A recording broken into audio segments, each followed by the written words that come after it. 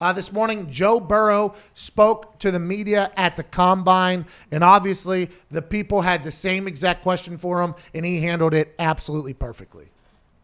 Yeah, I'm not going to not play. I'm a ball player. Whoever picks me, I'm going to go show up. The only thing that I've said is I just didn't want to be presumptuous about the pick, and so that's why I've been non-committal, because I don't know what's going to happen. They might not pick me. They might fall in love with someone else. So you guys kind of took that narrative and ran with it, but there's never been anything like that from my end. Joe Burrow is becoming the topic of conversation no matter what happens.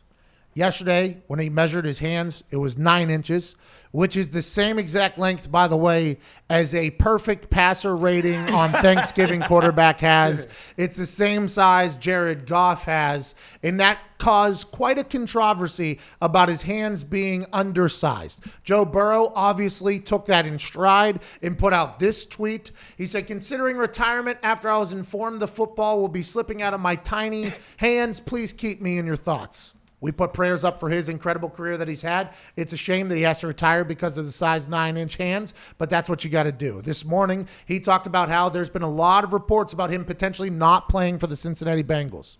Can't blame him.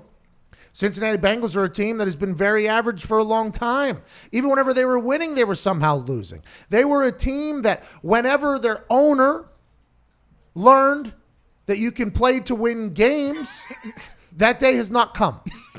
Okay, they don't even have an indoor facility there. We talked to Carson Palmer at Super Bowl week. He said not much has changed since Boomer Esiason was the quarterback of the Cincinnati Bengals. Carson's brother Jordan, who is Joe Burrow's throwing coach, will be in studio, I believe, on Thursday. We'll talk to him about all that. But a lot of stories have started to creep out that Joe Burrow might not want to play at Cincinnati.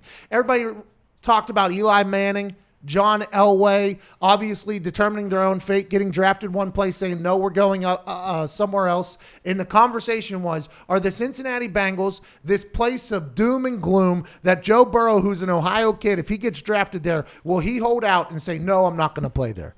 He said on Dan Patrick's show that he wants to go to an organization that wants to win.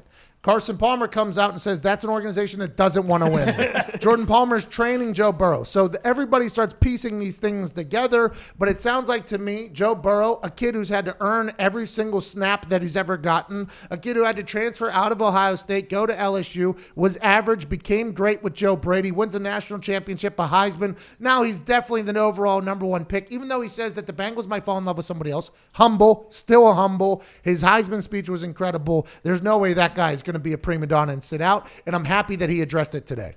Yeah. The thing with Joe is he's a son of a father who was a coach, a defensive coach, a college coach. You know, when you come up with that upbringing, that there's no way that you're going to be the type of guy who picks and chooses where you go play football. You just want to play football. That's all. Defensive coaches, the most football guys out there. Mm-hmm. Now, football guy is obviously a term that gets thrown out there a lot, but I feel like Joe Burrow legitimately is a football guy. And it's one of those things where when you see him smoking a cigar after the game, when you see him and his teammates, when he's only been there for like a year, falling in love with each other, when he's selling out for people, I mean, it's just Joe Burrow is a guy you want on your team. And congratulations to the Cincinnati Bengals seemingly finding a guy that wants to play for the Cincinnati Bengals. Not normal. Not normal. Normally people have to fall to the Bengals. They have no other options anywhere else, so they go and play for the Bengals. That's just kind of how it works. Quarterbacks leave there all the time. Andy Dalton, by the way, I think had a great run with the Bengals. Oh, yeah. Won a lot of games with them.